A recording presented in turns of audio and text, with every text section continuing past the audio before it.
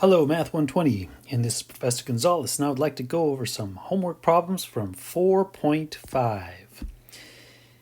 And what we're doing here is we're factoring trinomials. So when we're taking a look at these trinomials, something that's always a good idea to do is to try to look at what's going on kind of in a backwards fashion. Let me get one more sheet of paper here. So, we've been multiplying binomials and they become these trinomials. And so I want to focus in on some of these. I'd like to call them the easier type. These are, I just classify them as easier, and so you'll see what I'm talking about. But if I have x plus 2 times, let's say, x plus 3, and now that's in my way, my little easy thing there. And remember, we do this extended or FOIL, however you want to call it, but we have x times x is x squared. X times 3 is 3x. 2 times x is 2x. And 2 times 3 is 6. So that's what happens when we're doing this extended distribution. And what happens is the two middle terms are the same like terms. So they come together and we get 5x. So in this form right here is, now, so notice we did this. We multiplied, we came down this way. This is called multiply. And then going back this way is called factoring. Okay, and so essentially what's going to happen now is we've got to start with this guy right here, right? X squared plus 5x plus 6. And we've got to turn it back into those two binomials being multiplied. So really what's going on here, the thing that's tricky is realizing that we can see a 5, but we'd rather see it as 2x plus 3x. Notice 5x equals 2x plus 3x. And when you have these easy problems, now let me try to highlight what I mean by easy. Whenever I see a leading coefficient of 1, I consider it an easy, or I should say easier kind of problem. Because when there's a leading coefficient of 1, all you have to do is, and I'm just going to do it in this fashion just because so many students in high school have seen it this way. I have to play this little game, and the little game is what will multiply to 6 and what will add to 5. Okay, now you don't want to, this is not too bad, but the best way is to take a look at factors to 6, not adding to 5, because adding to 5 there's infinitely many ways to do that. But notice there's a really small finite number of factors that will multiply to 6. 1 times 6, 2 times 3, right? So you want to look at that small list and then see on that small list, do you have anything that will also add to 5? Okay, so 2 times 3 is 6, and 2 times 3 is 6, and 2 plus 3 is 5. So we can go ahead and sort of deconstruct or kind of break this apart. But because this is an easy, I say easy because of that, right? So we'll call these easy. Because it's an easier type of problem, I really don't have to do much more work. I can just take these sort of two target numbers right here and write them down. X plus 2 times x plus 3. And notice that's what we had back here at the beginning. So here's my answer that I just got by doing this process, and that is the same thing we had back there. And also, just to cover, if you happen to write the answer as x plus 3 times the quantity x plus 2, it's the same thing, right? Multiplication is commutative. So for instance, in multiplication, if I said 5 times 4, that's the same as if I said 4 times 5. So we're totally okay with switching that order in multiplication, okay? So these, once again, why do I call these easy? I call them easy because they have a leading coefficient of 1. And really what that means is in this multiplication process where we multiplied all this, these pieces kind of commingled with all the other pieces. If this was something other than a 1, well, now you've got other factors being multiplied around it. It does make it harder. So let's enjoy our easy ones right now. Okay, so let's enjoy the easy ones. So let's go ahead and go up here to the top and enjoy some of these easy problems. Now, why do I call this easy? Let's see, factor the following. I call it easy because what's the leading coefficient? It's a 1. And whenever it's a 1, I say that they're easier, maybe even easy. So what's our little thing we do here? We make our little diamond problem. Anyhow, it's a long story. It's a curriculum that came out 25 years ago, 28, 29, 30 years ago when I first started teaching high school, and I was like, what is this stuff? But anyways, so this is just all over the place, and a lot of people have seen this little diamond thing, but if you haven't seen it, what this means, and I just explained it last time, but what you do is you look for two numbers that will multiply to 8, and those same two numbers must add to this number right here, okay, add. So, remember I said, let's go ahead and take a look at factors that multiply to 8. Well, that's 1 times 8, 2 times 4. You can stop whenever you get somewhere, right? And 3, 4, 5. That's it. So 1 times 8 is looking good, right? Because 1 times 8 gives me 8, and 1 plus 8 gives me 9. So those are the factors. And like I said, because this is easy, I'm going to go red. I guess I always do that at least once every single time. I'm going to consider red as the easy color. So there's 1. Our red 1 there says it's easy. So we've got these two target numbers. We're done. We are done. This will factor down to the two target numbers. X, oops, I didn't want that color. This will give our finished product as x plus 1 times the quantity x plus 8. And there you go. X plus 1 times quantity x plus 8. Of course, then that gets marked. We take a look at the next one, and once again, we are happy because this has a 1 right here, right? So we're going to play our little game, and let's see how much space I have to do this little game here. What multiplies to 33? What two numbers multiply to 33 and will also add to 14? Once again, what multiplies to 33 and also adds to 14? We want to take a look at 33. We want to look at factors of 33. 1 times 33, 2 times nothing. How about 3 times 11? And that's looking pretty good, right? I mean, you could keep on going probably, but I think that's looking pretty good. I'm going to try that. So 3 times 11 is already, we know that's 33, but 3 plus 11 is also 14. Because of that 1, this is considered easy. This is considered easy. And it's considered easy, and those two target numbers are going to be the answer. Just like that. It's going to be x plus 3 times x plus 11. Now, at any time you're a little bit concerned, like, hey, did I do this thing right? What could you do? Well, you could check it. For sure you could check it, right? All you have to do is multiply this out, and what it better equals what? It better equal that trinomial. So this is just called a check, right?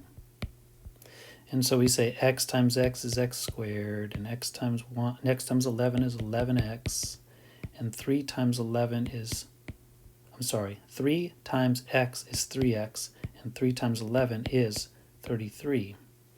And, notice there it is right there, right? That's where we got those two numbers in the middle of that problem.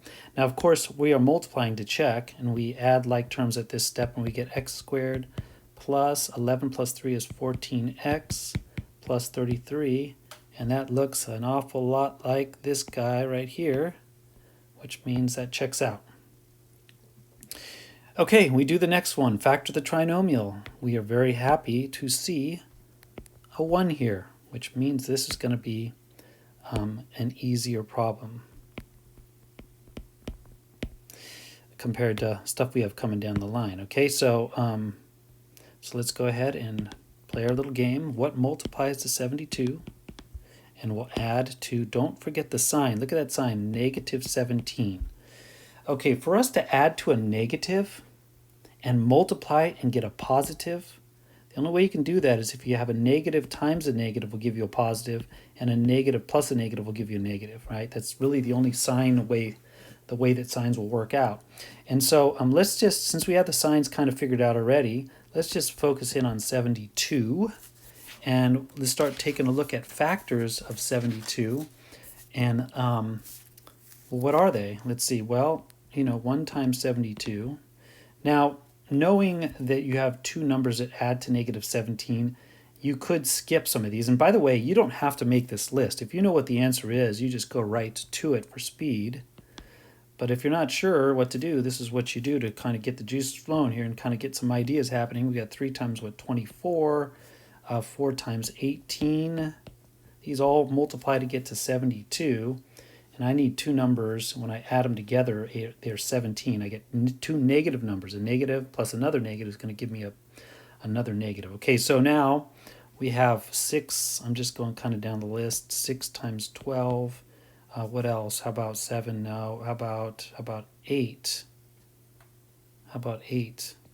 8 times 9. 8 times 9, well, that sounded really good because negative 8 times negative 9 gives me that positive 72, but negative 8 plus negative 9 also gives me a negative 17. Because this is easy, because of that leading coefficient of 1, I could take those two values and slop down my answer, or just write down my answer right. It's going to be x, and I take one of them, x minus 8 times a quantity, x minus 9, and you're done. Let's move on.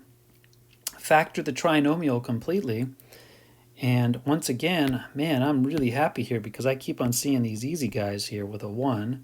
So let's go through our process then. Our process would say, let's see, what multiplies to 28 and adds to negative 11. We'll start working that.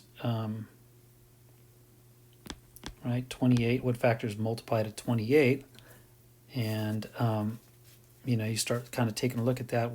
If you want to catch them all, you better start with 1. But anyways, 1 times 28, I don't think that's going to work. Oh, what about our signs?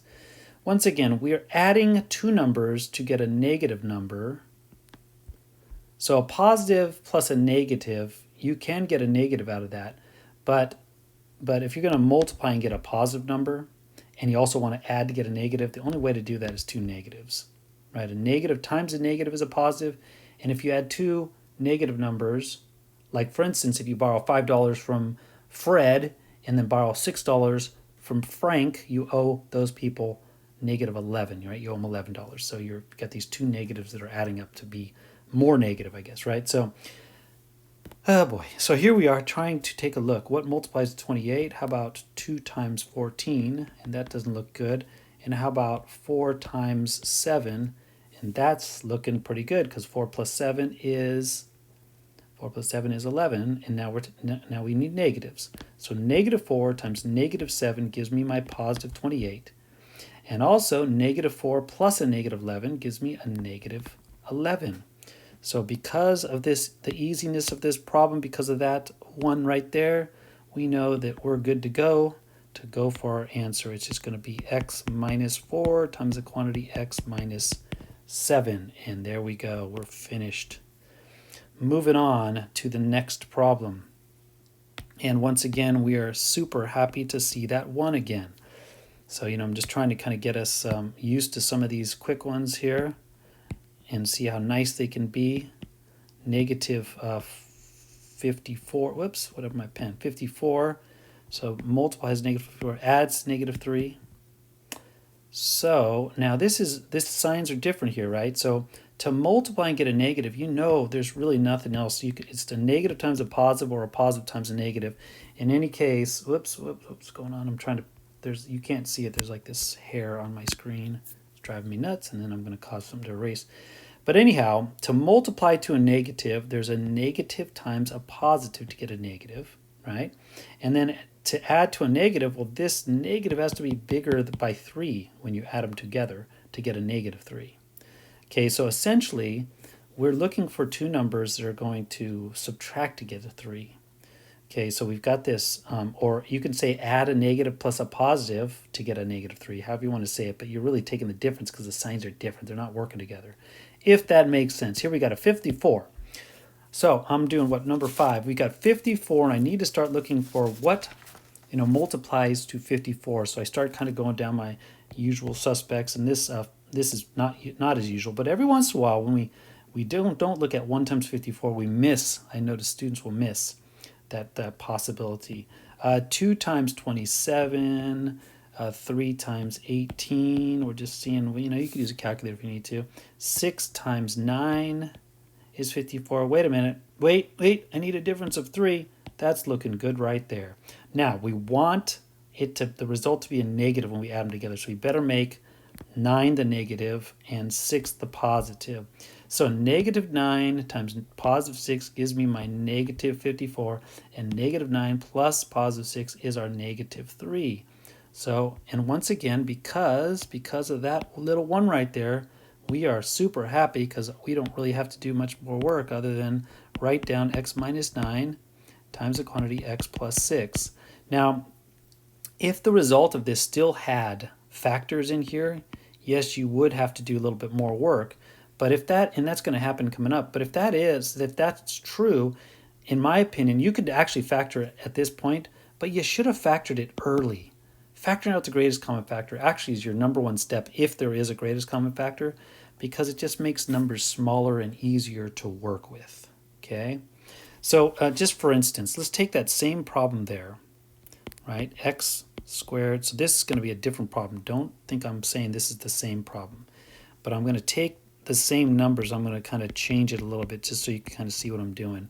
I'm going to take this guy and I'm going to multiply it by 2. Now this is a totally different problem now, by the way, and so I'm just showing you as a teacher, what I can do. So I double that, and that gets doubled, and that gets doubled, which is what, 108. And yikes, that problem looks really bad now. So you're not supposed to see this, okay? So that's a problem that you see. Now, if you took this problem and tried to work it as it is, first of all, the first thing that really stinks is it's not an easy problem because it's not a 1. But guess what? It actually is an easy problem, just as long as you realize that there's a common 2 that you should factor out before you get working. Because if you try to factor that problem, it'll still work, it's just much harder. It would have been better to factor out the greatest common factor first, which is a 2. That gets cut in half, which was what, 54? And then now work that problem, which was an easy problem because there was a leading 1. So these are some tricks. You always want to factor out the greatest common factor if there is a greatest common factor. It wouldn't be like a deadly sin. It wouldn't, you could factor it at the end. But it's just, you're working with big numbers, it's much harder then. So just making life hard on yourself. Okay, I don't know what the deadly sin would be. But anyways, in math, divided by 0. That's a deadly sin in math, divided by 0. Don't do it. But it just makes life harder. So always factor out the greatest common factor if you can. Now, number 6 is just trying to remind us that there are such things as prime polynomials. A polynomial that cannot be written as a product of 2 other polynomials other than 1 or negative 1. Because look at 1 and, whoops, that didn't work. 1 or negative 1, you could always factor out a 1 or negative 1, right? You could always factor out a 1 or negative 1, so we can't count that. But if the polynomial can't be written as the product of 2 other polynomials, then this is an example of a prime polynomial, okay? Let's see. Oh, we're supposed to, wait, how does this, okay, I better read this. A polynomial that cannot be written as the product of 2 other polynomials other than 1 or negative 1 is I just wrote it down, prime. They want me to do it again. And they want me to do this too. There we go, fill in the bubble.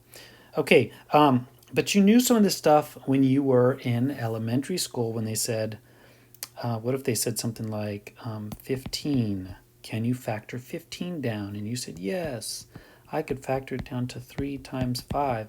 Why aren't you going to factor it further? By the way, you could factor it down to 3 times 1, right? Once again, that's what they're talking about. You could always factor by 1. In fact, you could even get trickier and say, oh, this is negative 1 times a negative 5. That's still 5, right?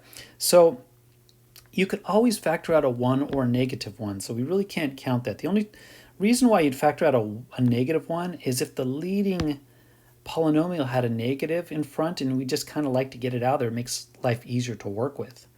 But once again, and I tested it on some of these problems. I factored it out, and sometimes I didn't factor it out, and I put it in. I'm going to factor it out just to be consistent, but I put it in both ways in the in my lab, and it actually took it, so that was good.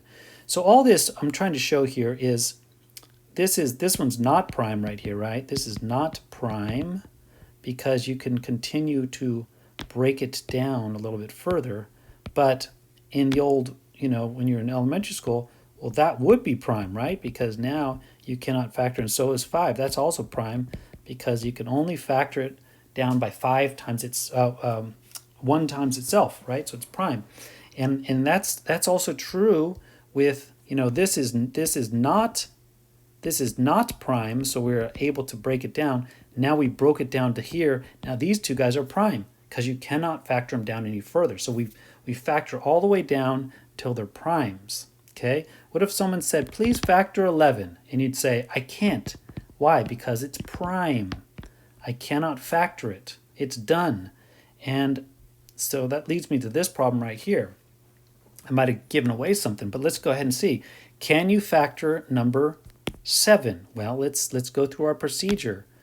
And I kind of built you up to the possible answer here, but notice there's a 1 there. So I'm going to say, ooh, 1. That makes it easy, easy as long as it's factorable. So now what do? We take, let's go right here. We play our little game. What multiplies to negative 47 and adds to negative 9? What could it be? Well, let's look at the sign first. To get to multiply to a negative, there's no way around it. It's got to be negative times a positive or a positive times a negative. I don't care which side you put them on, but you got to have a negative and a positive. Now, let's take a look at products to 47. 1 times 47. I think that's it, right? Okay, so this is what I have to work with. Can you subtract 47 and 1 and get 9? No, you can't. So in other words, I've looked at my list that multiplies to 47, and it turns out there is not a way that I could find two numbers that will multiply to negative 47 and also add to negative 9.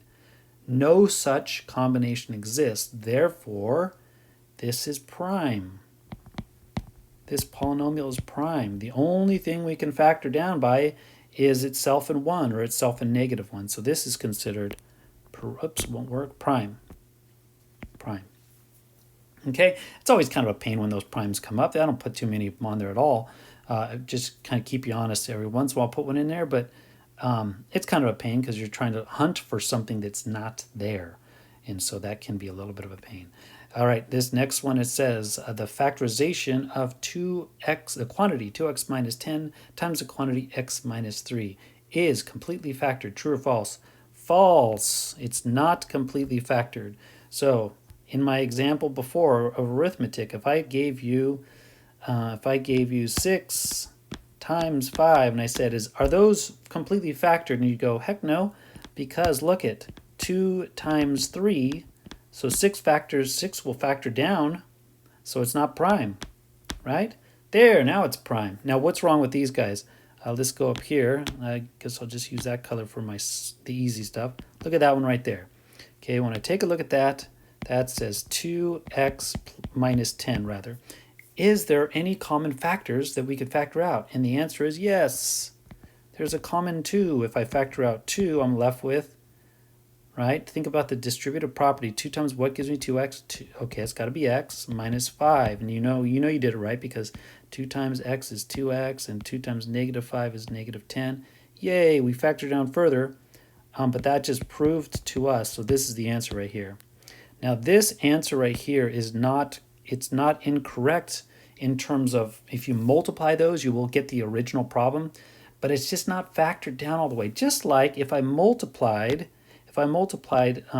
6 times 5, I'm still going to get 30, right? And but it's not factored completely. Just like if I multiplied, let's do it this way, 3 times 5 is 15, and then times 2 gives me, it still gives me 30. So mathematically, right, it does multiply to the same thing, but it's not factored completely. And there's your error. You got to factor it completely with all these guys. Number 8. Okay, let's go on to number 9. Number 9. Looks like the font is tinier, or maybe my eyes are just going.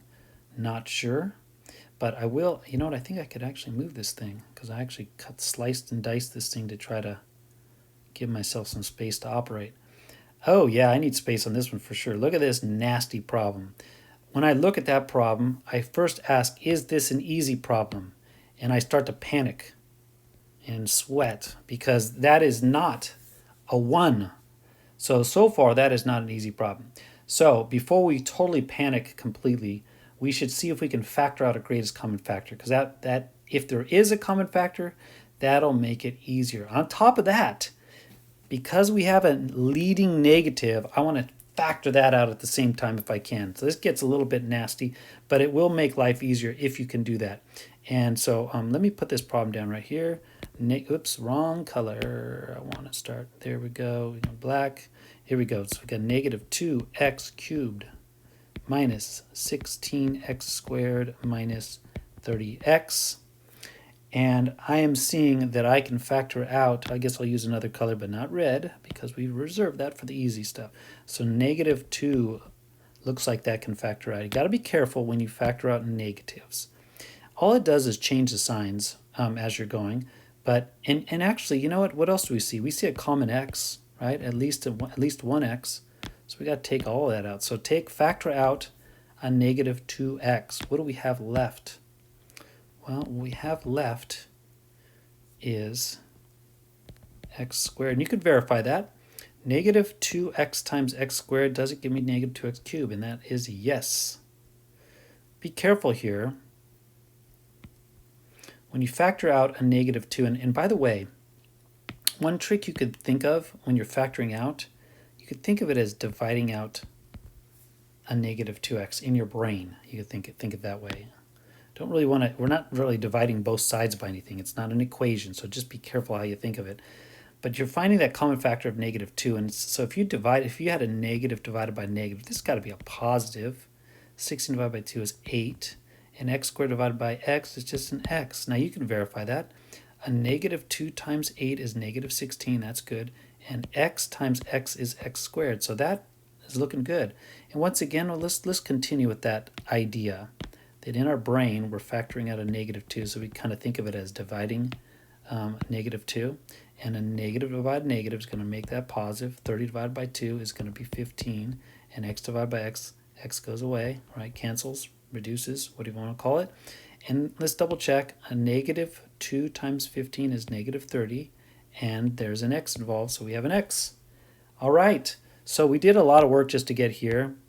And so you might want to just quit, but you better not, because we got to check and see now, question mark, is this polynomial prime or not?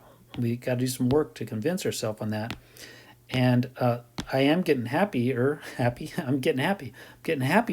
because that leading coefficient is now a 1. And remember, when I see that, I think, oh, that is easy or easier with that 1 there. The next thing you do not want to do is you do not want to forget, as you're factoring, to carry this negative 2x. It's part of the factors. Just like my problem back here, when I factored 6 down, I still had to carry that 5 along with it. You're doing the same thing with that negative 2x. Now, the negative 2x is factored out completely. That's now prime. But now we're working on the trinomial. I do see that red 1, so I'm very happy. And I play my little game here. What multiplies to 15 right there and adds to 8? And, 15 doesn't have a whole lot of factors. 1 times 15, 3 times 5, and 3 times 5 is looking really good, because 3 times 5 is 15, and 3 plus 5 is 8. Because of that 1, I'm going to say it again, because of that 1, we get to just write the answers down now. And now we write down x plus 3. Where did I get that? Right there, x plus 3. And then x plus 5. Where did I get that? It's right there. And I'm done. Now you should check and see, are those prime? Can you factor them any further? And the answer is no. So we're done, completely done. And that is the answer right there. Negative 2x times the quantity x plus 3 times the quantity x plus 5. All right. That was getting a little bit harder, but it became easy. It became easy again once we had that leading coefficient of 1. Next problem. Ooh, we're going to have to start getting away from these easy guys pretty soon here. That one doesn't look too easy. But they're not asking us to factor it completely. They're just they're kind of working us into something you have to see. To factor 8x squared minus 35x plus 12 using grouping, begin by finding factors whose product is, now this is that little game I was talking about, right? The thing is, notice that this is, well, first of all, can you factor out a greatest common factor? 8, negative 35, and 12, and the answer is no. No greatest common factor, so this is definitely not easy. But they're not asking us to factor completely. They're just asking us to kind of get started. So when a problem is not easy, the way you get started is you play your little game. But when you play your little game, you must multiply. Let's see if I can make this a little smaller. When you play your little game, you must multiply the, let me zoom in, it's called the A value right here times the C value. And that is that number that you put right here to multiply to, right? So you can see, what is that going to be? That's going to be, what number are we on? Number 9. It's, no, 9, we're on number 10. So we have 8 times 12, which gives us what, 96. So 96 is the number we need to multiply to. And then the B value in the middle, that's still the same, add to negative 35. So we need to multiply to 96, and then we need to add to negative 35. So when I was doing this, I didn't realize that that's all they wanted, and I factored the whole darn thing. But all they want on this one is they're asking us product of integers, factors. So let's see. Begin by finding the factors whose product is 96. That's up there, right? 96. And the sum of the integers, factors, are going to be this negative 35. So the only difference between this problem and the easy problems, at least so far, is this number that we're multiplying to up here, right? This number we're multiplying to, you can't just grab 12. You have to grab the A and times the C. So 8 times 12. That's our change. That's our modification. And I think, okay, I'm going to erase something down here, but let me just show you something. When you have, well, I will go, let's see, let's just go all the way down here to my piece of scratch paper I was working before. When you have, let's just keep it not too crazy, but well, let's make it 2x plus 1 times, let's say 3x plus 2. That might not seem too bad. Those numbers are pretty small, but when you start multiplying, that extended distribution, 2x times 3x is what, 6x squared, and 2x times 2 is going to be 4x, and 1 times 3 is 3x, and 1 times 2 is 2. Combine like terms, you get 6x squared plus 7x plus 2. Now remember I said this is going to be, this is not easy. This is not the easy type because the leading coefficient is 6. What makes that harder?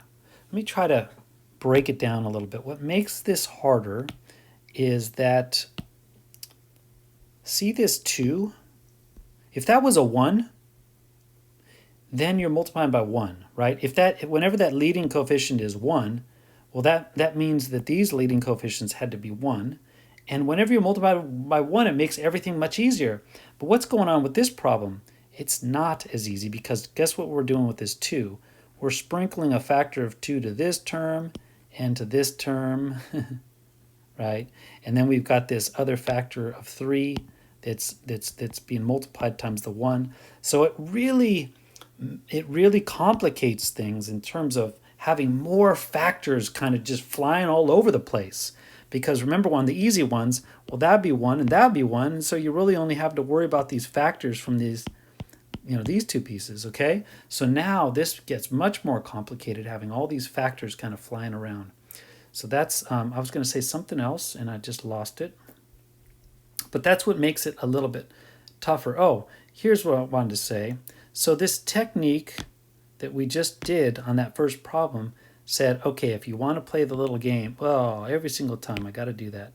Okay, let's see. If you want to play the little game, we're looking for what multiplies to some number and adds to some number just to get us going, right? And of course, the adding part is easy. It's just going to be add to 7. But the multiplying part, why the heck are we putting, oh, there I go again. I just don't learn. There we go. So why do we take 6 times 2? Well, and put it right here and call that multiply to 12. Well, the best way I could think about it is that see these nasty little factors over here that I said were flying all over the place? Well, it's a 2 and it's a 3. 2 times 3 makes 6. So we're basically collecting all our factors. 2 times 3 is 6, and then we're multiplying it by 2, collecting that factor. And what's 12? 12 is 2 times 3 times 2. So we're collecting all these nasty factors that are flying all over the place, and we're putting it in one location just to try to find those two nice numbers. What are the two numbers we're looking for? The two numbers we're looking for are those two numbers right there, right? Those are the two numbers we're looking for, okay?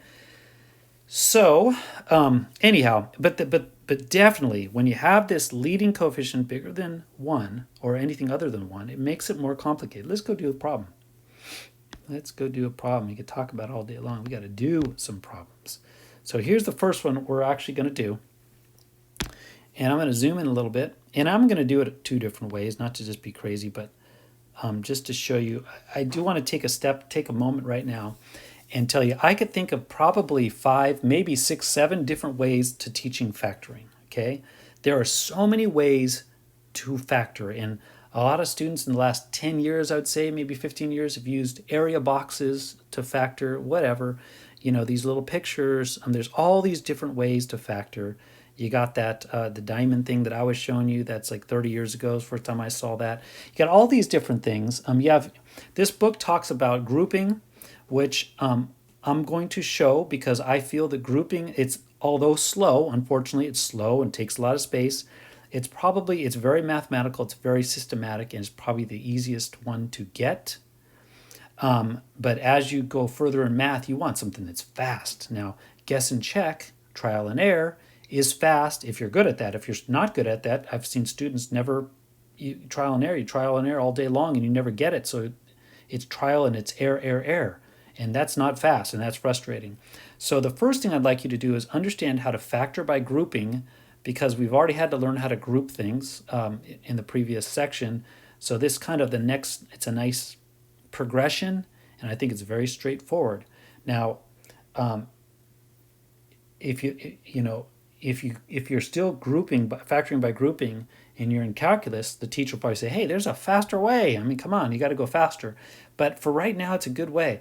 But I'm going to show you 2 ways today, and you can pick which way you want to do it. And if you want to go online and look at YouTube and find other ways that you prefer, I can think of a super fast way. But anyways, I need to make sure I get people to understand first.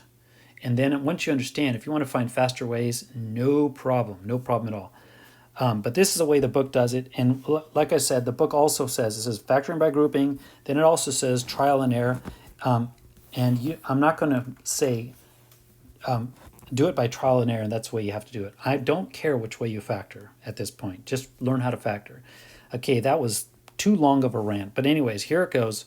The first way I'm going to show you is by grouping, because that's what we've been kind of doing a lot of. The first thing you've got to do is you identify, is this easy or not? And you say, no, it's not easy because it's not a 1. That is not a 1, so it's not easy. Can I factor the 2 out? Nope, you can't, because there's a 2 and then a -1. You can't factor 2 out.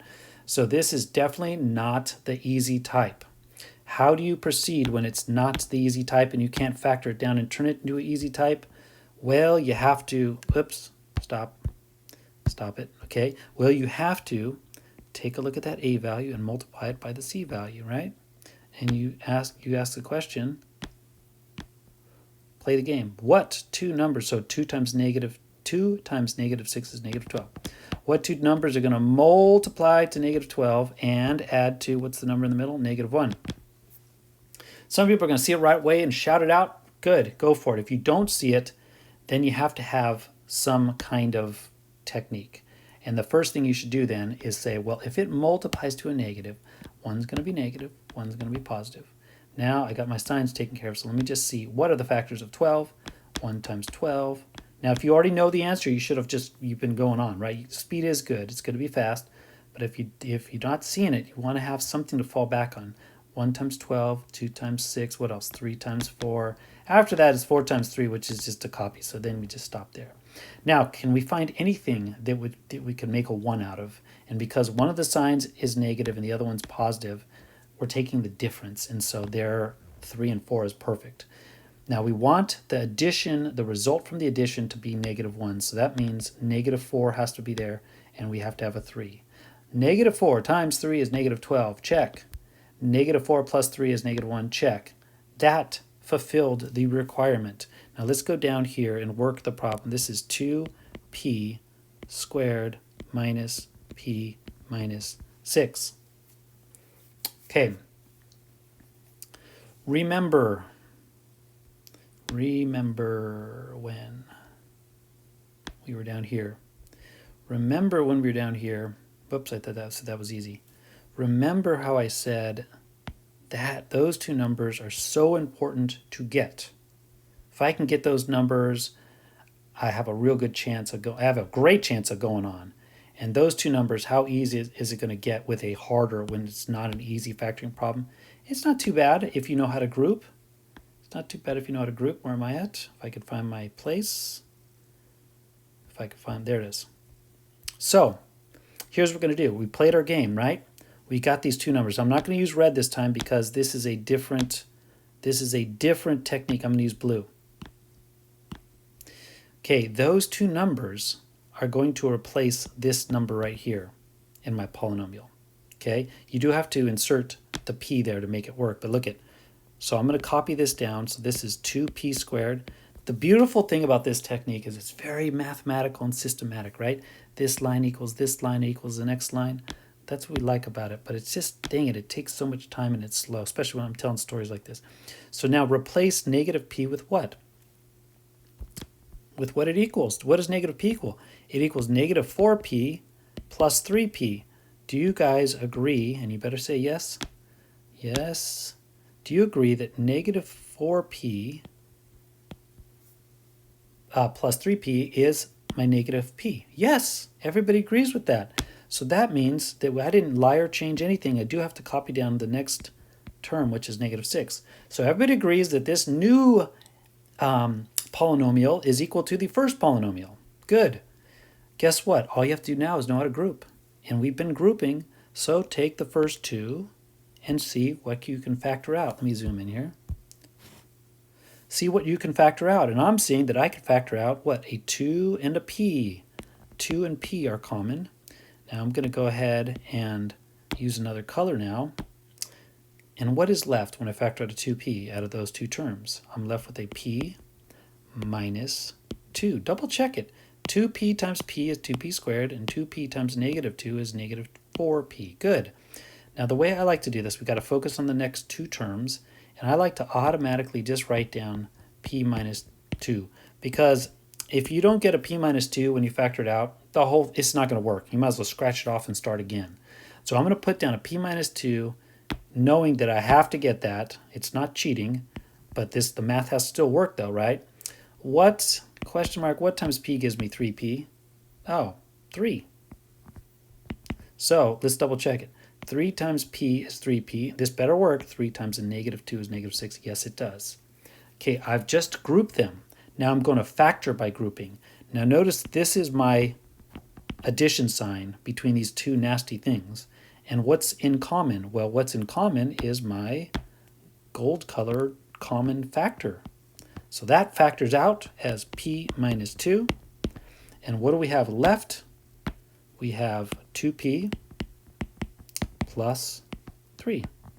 And you have completely factored a not easy problem. It's called factoring by grouping. It's very systematic. It's very straightforward. You don't have to really move things around in your head like you would. The thing that's tough about factoring and guess and check or trial and error is you have to keep all of these little moving parts in your head as you're working, which can be very challenging, especially when you're first learning how to do this stuff. So I'm going to show you another way to do the same problem. So it still starts with 2p squared minus p minus 6. You do the same thing where, where we're going to have to do this, where we just did this up here, right? Same thing, where you take a negative 12 and it adds to negative 1. We already did this, right? We did it up here. We got a negative 4, so this part's the same, and a positive 3. Okay, those two numbers are still extremely important. I'm going to use another color even to show that. These are very important numbers. I'm going to call them target numbers. And what I'm going to do is I'm going to kind of go off this idea down here that this distribution thing, right? We could kind of see what's going on with this. So I don't think that helped what I just said. Let me show you what I'm talking about. I'm going to go off this idea that if I want to factor it down to this, well, we're going to kind of give it its format, right? Now I know that the first term times the first term must be the first term. So what could those first terms be? Well, they can be, I don't know, 2p times p. That's what they can be. Sometimes there's more options than one. You have to try more than one. But, you basically just break the two factors down into two pieces and then try to work the problem. So now what's next? The next thing is we've got these target numbers in purple, right? How do you get those middle numbers? In the multiplication process, the middle numbers come from this pattern. When you multiply these two pieces and when you multiply these two pieces, that's where the middle terms come from. Okay, and what's the result of those middle the multiplication are these target middle terms. So I've got a negative 4 and a 3.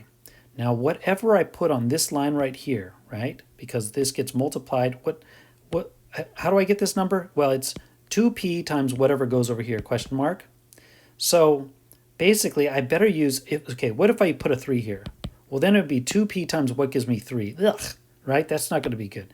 I need something that is going to be divisible by 2. So this negative 4, p is perfect.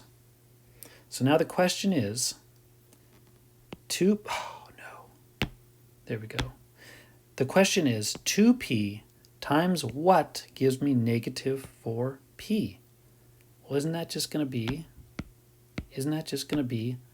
a negative 2? 2p times negative 2 is negative 4p. Perfect. And then now I've got my other target number, goes right here, 3p. So p times what is going to give me 3p? And you've guessed it. Isn't that just going to be, isn't that just going to be 3? And so that's my answer. I'm done. Let me write it down here. That's 2p plus 3 times the quantity p minus 2. And I better have the same answer over here. Otherwise I made a mistake. Let's see. And there they are. Now, once again, it's okay to change the order of them because it's multiplication. But you see I've got 2p plus 3, there it is, and I've got p minus 2, and there it is right there. All right, so those are two different ways. This way is called factoring trinomials by grouping. And like I said, the nice thing is it's very straightforward. When you get more variables, it doesn't really get much harder.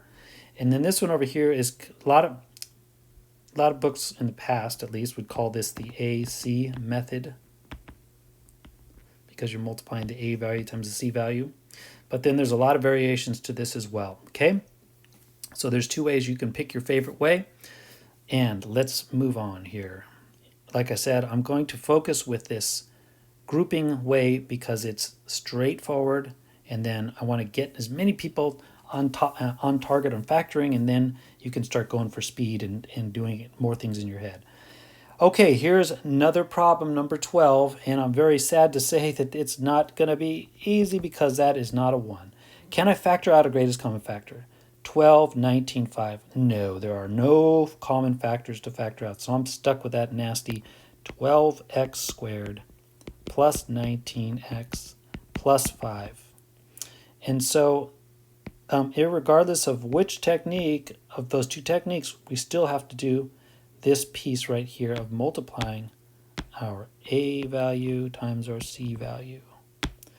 Okay, so what is 12 times 5? That's going to be 60. And then we must add to 19. So, well, we got to start looking. Now, you're multiplying to a positive number, you're adding to a positive number, these two numbers are going to be positive. So you start looking at factors, and some people just start guessing things, and that's fine too. But if you can't find it, you better make a little list. 1 times 60, 2 times 30, 3 times 20. What else? 3 times 20, 4 times, yeah, think about the clock. No one uses an analog clock anymore, it's digital. But anyways, 4 times 15. And that's starting to sound actually pretty good because 4 plus 15 is 19. That's sounding really good. So I'm going to put a 4. So 4 times 15 is 60, and 4 plus 15 is 19. So that is beautiful. Now we have our target numbers. What I used last time, I don't have to use the same thing, but I used blue for the target numbers, I think. So we got our target numbers there. And remember, those target numbers just replace that middle term. You copy down the first term, which was just 12x squared. You replace 19x with, well, it actually does equal, right? 4x plus 15 is literally 19x, right, when you add them together. And then you copy down plus 5. So we didn't change anything or lie or cheat. This is still equal. And now we just use our very, very comfortable grouping technique, which just looks at just two terms at a time and says, what can you factor out? What's common? And you would say, I see 4x is common. So factor out 4x. Now I do like to use some other color here. So when I factor out 4x out of the first two terms, I'm left with 3x plus 1. And you could, of course, distribute to double check that, and that should be good. And then, got a little aggressive with that erasing. And then I got to look at my next, and I'm going to assume, now assuming in math is not a good thing, but I'm going to go ahead and put it down because if I don't get it, if these two groupings don't match, you cannot factor by grouping. So it has to be 3x plus 1 if you get 3x plus 1 here. Now, so then I'm going to put it down. I got to check though. I can't just assume and run off. What times 3x will give me my 15x, if anything? What is that? And everybody yells out 5. Okay. Now it has to hold true for the whole binomial. 5 times 3x is 15x, and 5 times 1 is 5. That looked perfect. That worked perfectly, and now I am home free. Factor out the common gold groupings of 3x plus 1. And what do you now have left? Well, you now have 4x plus 5, and you're happy because you just factored a tough problem. All right, let's move on to the next tough problem. Let's see, what do we have next? Factor the trinomial completely. This is number 13, and I look at that leading coefficient, and it's certainly not 9. Can I factor out a 9 to make it a 1? Well, there's a 9 there, but no, not with 2. So we're sort of stuck with this.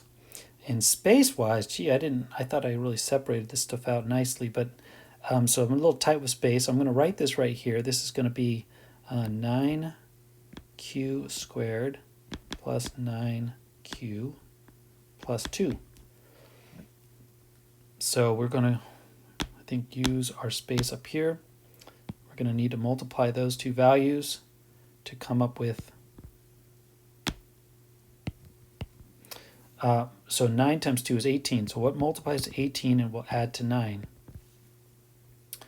And I don't know, how about 6 times 3? 6 times 3 is 18, and 6 plus 3 is 9. So we already got our targets. Already got the target going here. And I need to make that a little bigger this time. There we go. We've got our target numbers.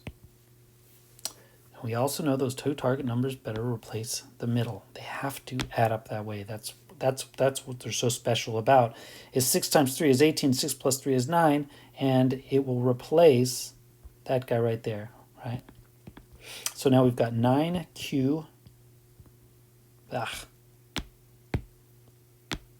9q squared. And we're replacing 9q with our 6q plus 3q plus 2. Now, most of these problems, so someone will ask, well, how do you know to put the 6 first? Most of these problems, if you interchange them, it still works. It still works. That's not always true. Can't say it's true from here on out. So if you ever try to factor by grouping and it's not working, meaning you get one group and then the other group is different, well, then what do? Well, you just rearrange your middle terms and go again, okay? That doesn't happen too often in a Math 120 type of class. Sometimes it does, not too often. But you start going further up into pre-calc and calc, and you'll start seeing that kind of thing happen. So that's how you deal with that when you get there. So, but now, right now, all we have to do is factor by grouping. Let's look at grouping of two terms. So, what's common? 3q. 3q will come out. And so now, what is left? When I factor out a 3q, I've got 3q plus 2. Once again, distribute to double check your work. 3q is 9q squared. 3q times 2 is 6q. Good.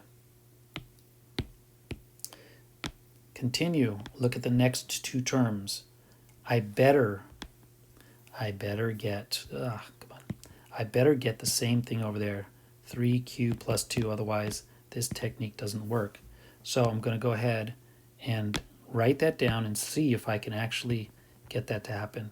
Question mark, what times 3q gives me 3q? Oh, actually this one people will mess up because they don't think they could put anything there. But what goes there? 1. Because 1 times 3q is 3q and 1 times 2 is 2. We definitely got it. So now we factor out those common groups that are in gold.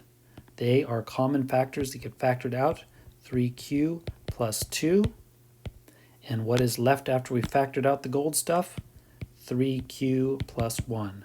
And there we go. Done, done, done. This was number 13. What do I get? 3q plus 1 times the quantity 3q plus 2. So that's good. Let's take a look at number 14.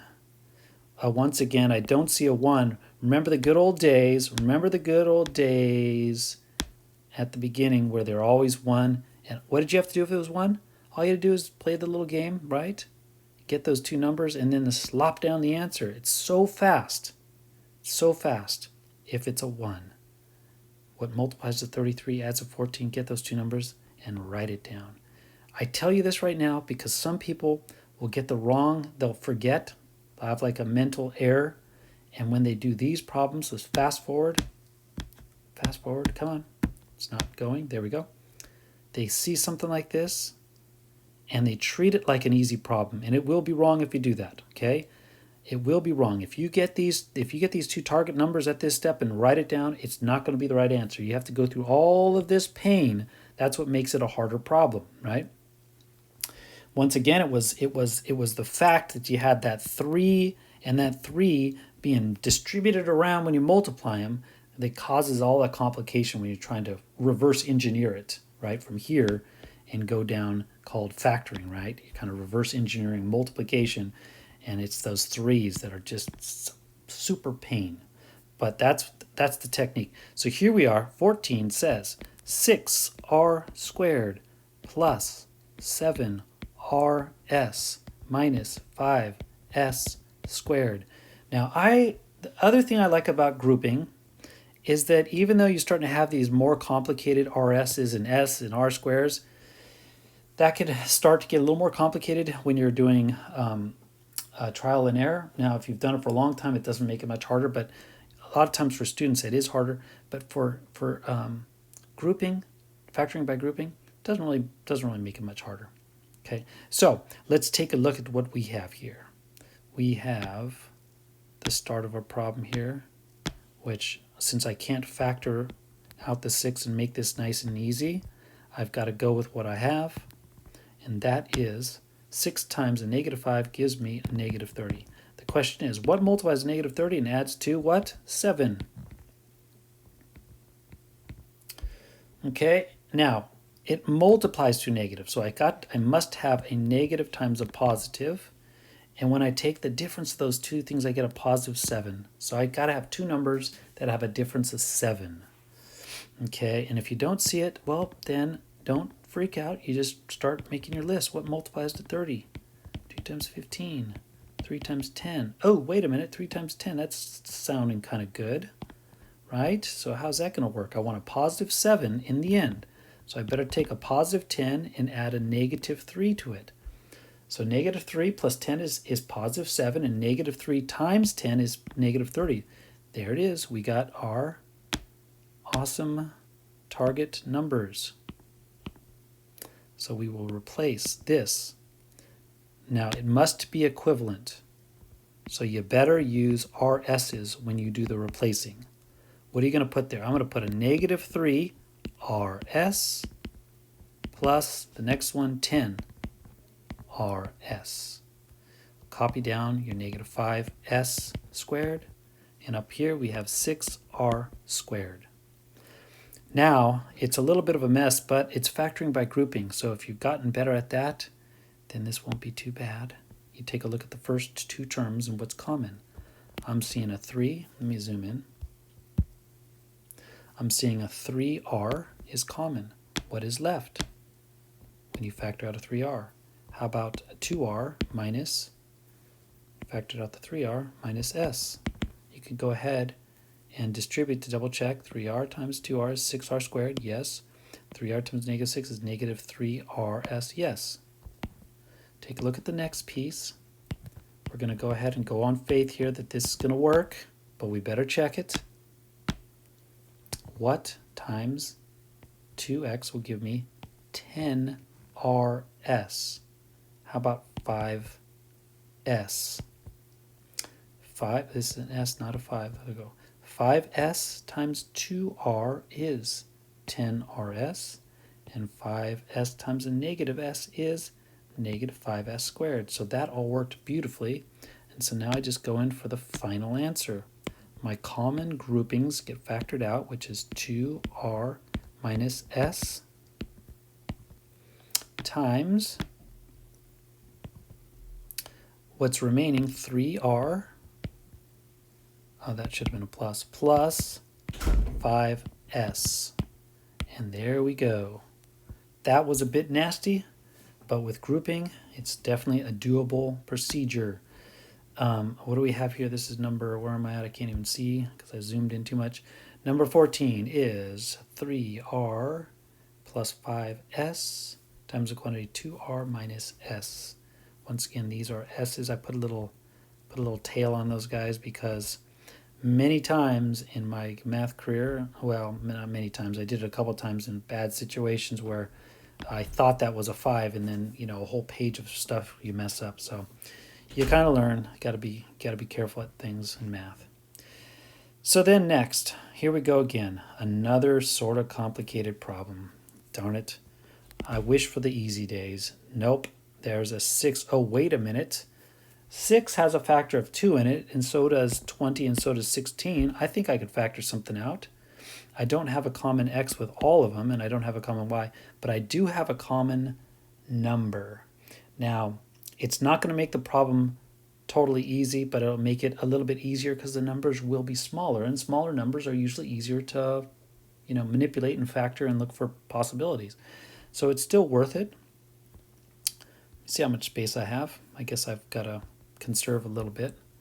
So it's still worth it. So we're starting with 6x squared. I'll just write down the beginning of the problem. And I'm going to factor out a common 2. The only thing that happens with this is you've got to remember to write it at the end, right, with the problem. But if I factor out 2, I get 3x squared minus 10xy minus 8y squared. So we go through here and we're looking for what is common. No, not what is common. We need to multiply 3 times 8, 3 times a negative 8 to get 3 times negative 8 is what, negative 24. What multiplies to negative 24 is going to add to our negative 10. And so you look and you look, okay, it multiplies to a negative. We have to a negative times a positive, so that's got to happen. You know, you could start looking, 1 times 24, things like that, 2 times 12. How about 4 times 6? Oh, that's sounding really good. That's sounding good, but it's actually not good because of the signs, right? 4 plus 6 will give you 10, but I've got opposite signs, which means they are not going to work together. So 4 and 6, although sounded good, does not work. Whoops, that wasn't supposed to, that was just supposed to cross out. No. So I continue then. Continue. Oh, I blew right past the good one, right? Wasn't it 2 times 12? Wasn't it 2 times 12? Yeah. 2 times 12 looked really good because a negative 12 plus a positive 2 will add up to a negative 10. And negative 12 times 2 is a negative 24. So there it is right there. Okay, so what do we do next? Because it's not an easy factoring problem, you guys, sometimes people will be tempted just to take these and write down the answer, but don't do it because it will not be correct. That gets replaced with those two numbers right there, right? So that gets replaced. Negative 10 is equal to negative 12xy plus 2xy, right? And then we copy down our 3x squared. Don't forget this 2. The 2 is, you know, out here. The 2 is right there. And then we copy down our minus 8y squared. Now we have to group. Oh no, this darn thing. Now we have to group. Don't forget the 2. In fact, you might just want to put the 2 right down there in the end so you don't forget it in the answer. We have to group. What is in common? Well, I'm seeing a common 3 and I'm seeing a common x. So when I factor out a 3x, what do I have left with that first binomial? If I factor out a 3x, I'm left with an x. I'm left with a minus 4y. Look at my next binomial and I must have x minus 4y, must have it, and let's see if anything will work with that. Something question mark times x has to give me 2x squared. What will actually do that? What will actually do that? How about positive 2y? Positive 2y times x gives me positive 2xy. Positive 2y times a negative 4y is negative 8y squared. Perfect. And now we go in for the answer. There's our common factors in gold. So that's x minus 4y. And there's what's left in black. I see a 3x plus 2y.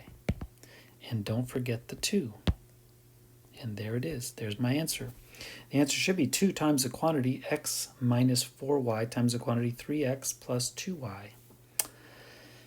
All right, we're getting there. Gosh, there's 20 of these suckers on this problem. It says page. Let's finish up here. Now, having a negative in front, you can still factor with that negative in front, but it really does often complicate things. So it's usually recommended to factor that negative out. It's only a negative 1. You could always factor out a negative 1 or positive 1. We only really would do a negative 1 if that leading coefficient is negative. So we'll go ahead and do that. I'm going to factor out a negative 1. So I got a negative out here, which just leaves me with 3y squared minus 29y minus 10. Remember, when you multiply by that negative, you better get what you started with up here. So it just changes the signs, right? That was negative, now it's positive. That was positive, now it's negative. That was positive, now it's negative. Okay, so it's not really hard, but it's just you got to know where things are going, and if you want to call that a negative 1, that worked too. But once again, like the last problem where we could not forget our 2, we had to carry that 2 down. Now that you factor out the negative, you must have the negative in the answer, otherwise it will be wrong. Okay, so now let's go through our procedure. Remember what we do? I'm a person of habit here. I got to use my colors, and I multiply 3 times negative 10, which is negative 30. What two numbers multiply to negative 30 and will add to a negative 29? Well, this is where, okay, first of all, signs. Negative times a positive will give me a negative. It's got to be that. Okay, now 30, this is where if you forget to look at 1 times 30, because a lot of people forget that's a factor, well, you're probably going to miss out then. because the 1 times 30 is going to do it for us, right? We want the 30 to be negative, because negative 30 times a positive 1 is negative 30, and negative 30 plus 1 gives us a negative 29.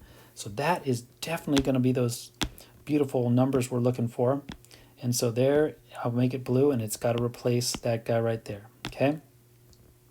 So we copy down 3y squared, and now let's replace our blue with a negative 30. Look at the variables y, plus our other blue number, 1y, and then I copy down this yellow, negative 10. All right, now, factor by grouping. What is common? I think a 3y is common. Let's go ahead and see what we have left. That's y minus 10. You can double check it if you want. And that's looking pretty good. This better be y minus 10 here. And this is where this is the mistake people make. They stop right here, and then they get stuck. But what you have to have here is you have to have something right there. And what times y minus 10 gives you y minus 10? Yeah, the identity 1, right? 1 times y is y, 1 times negative 10. So you have to have that there. Otherwise, you won't have your plus 1. You won't have a binomial. You'll just think that's the only part of the answer. Our next step is to factor out the common gold here, which is y minus 10. And what's left, 3y plus 1. That's what people forget, plus 1. Okay, so I put this in MyMathLab, and it said ding, ding, ding, and gave me a full credit. But I also wanted to see what else. So I did another problem where I actually took the negative sign, negative 1, and I distributed it into one of these. Don't do both, but one of them.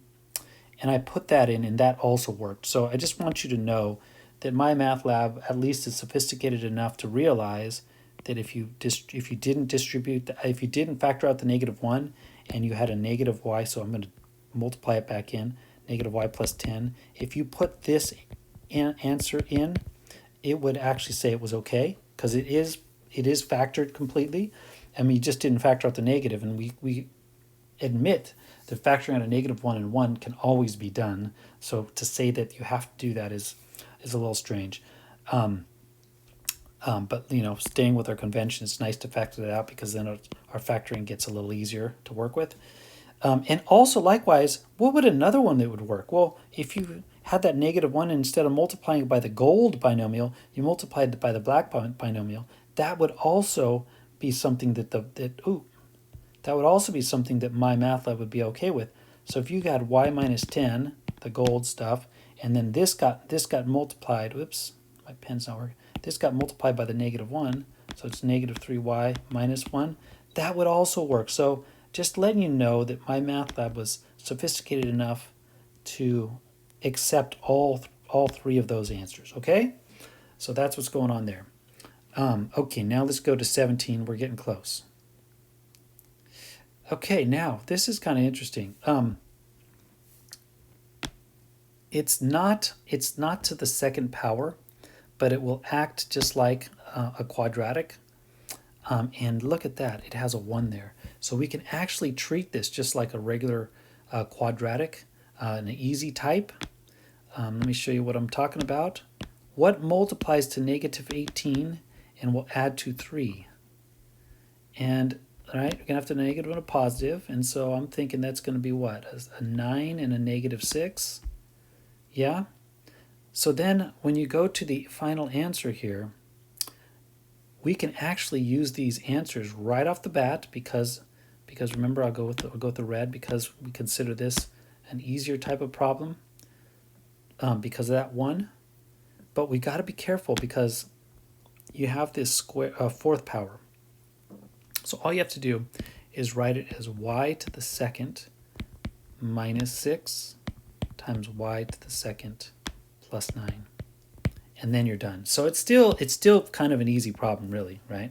Now, if you wanted to multiply it all out and check it, you would actually get that. So you'd be in good shape there. Okay, let's take a look at it. We're getting close. 18, 19, and then 20. 18. Ooh, wow. It's like a dream. We're back to the beginning. You kidding me? Wow, how'd that happen? Well, I must have gotten nice in the middle of when I was picking these things. So look at that. I wanted you to realize that it's good to realize that this is an easier problem. You still can do the grouping with this, by the way. It still works. You could still do grouping and all that stuff. It still works. But if we want to try to get a little bit faster, it's a great time to recognize, because of that leading coefficient is 1, I could just what multiplies to negative 32 and adds to 4, and then just slop down those numbers. It's really quick. So multiplies to a negative, so we know that 1 has to be negative and one factor must be positive. And what did anybody see what the answer is here? What's it going to be? Yeah, no one can speak to me right now. By myself. Okay. So if you don't see it, well then just start running down the list. 2 times 16, right? And we're going to have to get a difference to get to a 4, so we got a little ways to go. About 3. What about 4 times 8? That's starting to look pretty good right there, huh? So how about a positive 8 and a negative 4? Negative 4 times positive 8 is negative 32, and negative 4 plus 8 is a positive 4. That's definitely going to work for us. Now, what did I say? This is an easy problem. I'm going to put right here. I can't write with that. I thought I can get away with it. Say easy, because of that leading 1. And because of it's easy, I can just write those numbers down now. What's the answer? Well, the answer is going to be x minus 4 times the quantity x plus 8. And we're done. Once again, you could always multiply them out to double check your work.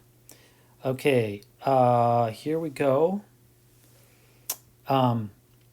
So yeah, I would say this is still kind of in that easy realm because of the 1. The thing you just have to be a little bit careful with is that you've got extra variables there, so you got to be a little bit careful with that, but it still has that 1 in front, which, you can actually get away with not using grouping here. What multiplies to 28, but you got to be careful of all those variables, and adds to 11? What multiplies to 28 and adds to 11? And oh, by the way, I probably should have checked, I did some of these problems just to make sure we check our work so I don't give you something. So yeah, here it is negative, and then yeah, so that's looking good. That's good. I'm going back and checking my work here. Y squared minus 6. So uh-oh, what happened here? Oh, ha! It's a good thing I actually said that. I see an error. And so you guys are probably dying there. Negative 6 times. Now, do you see the time here? It says 2:23 a.m. I'm going to blame it on that this time, okay? So let me fix this real quick. Negative 6 times 3 is negative 18, and negative 6 plus 3 is no, it's not negative 3.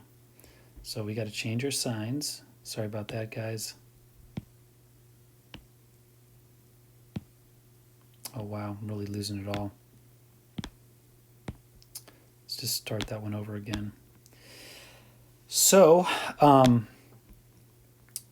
we said what multiplies to negative 18 and adds to 3, and we had to come up with, we're looking at 18, so one has to be negative, one has to be positive, and I think we came up with 3 times 6. So 6 must be positive to get a positive 3, and 3 is negative. Okay, so those are the factors. I said this was an easier one and then went ahead and screwed up just the simple little factors. So let's just go back and kind of fix this a little bit. Still kind of an easier one, right? Because we didn't have to group. So y squared minus 3 times the quantity y squared plus 6. There we go. Dang. Okay. Anything else that I'm going to mess up? No, I think I'm okay. So there's number 18. Number 18 was x minus 4 times the quantity x plus 8. Yay. Let's do this next one now. Now, like I said, possibly easy, right? Don't have to group because of that red one there.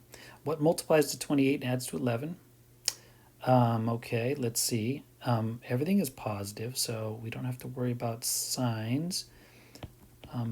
What multiplies to 28?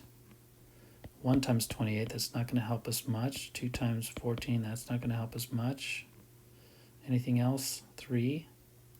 How about 4 times 7? Isn't that 28?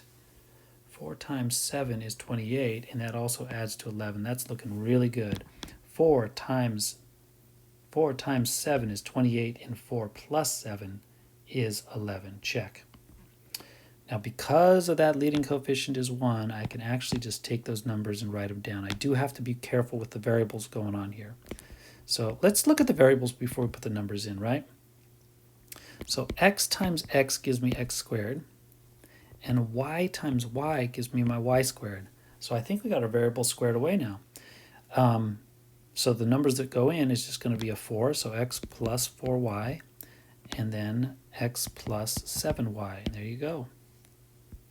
That was number 19, x plus 4y times the quantity x plus 7y. Excellent. And here we are with the last problem.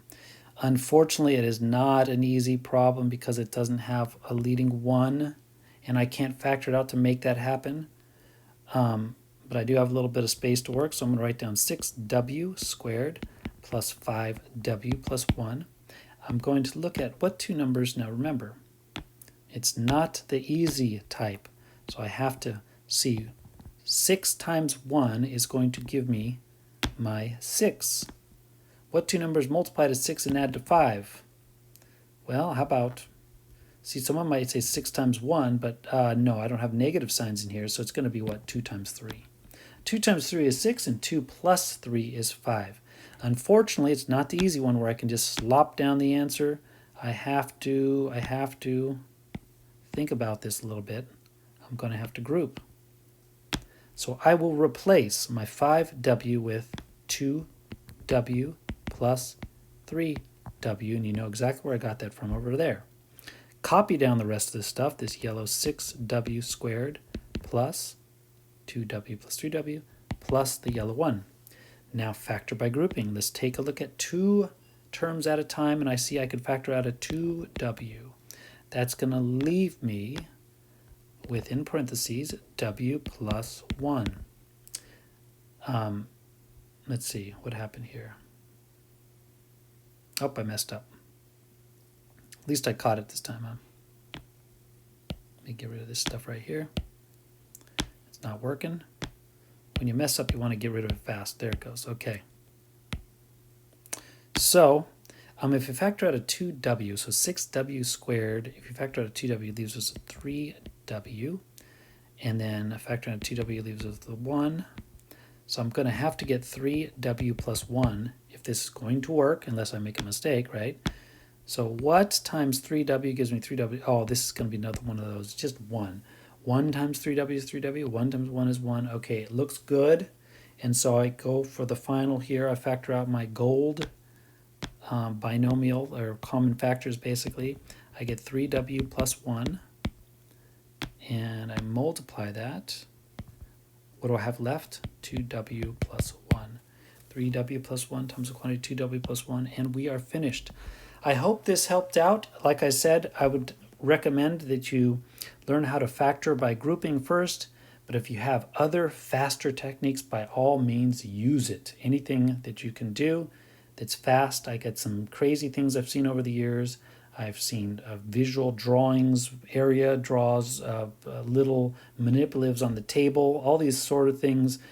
Of course, if you have to take out a little manipulative squares and rectangles and these things to make shapes to do this, oh my gosh, you never get done. So it's great for explaining, but sometimes they have kids doing these things that it's just like, oh my goodness, you can only do like one problem every hour.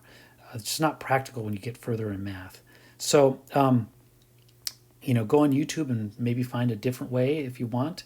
But those are 2 ways you can factor that'll work, and that's the first thing you need. You need to get a good way first and then start developing speed.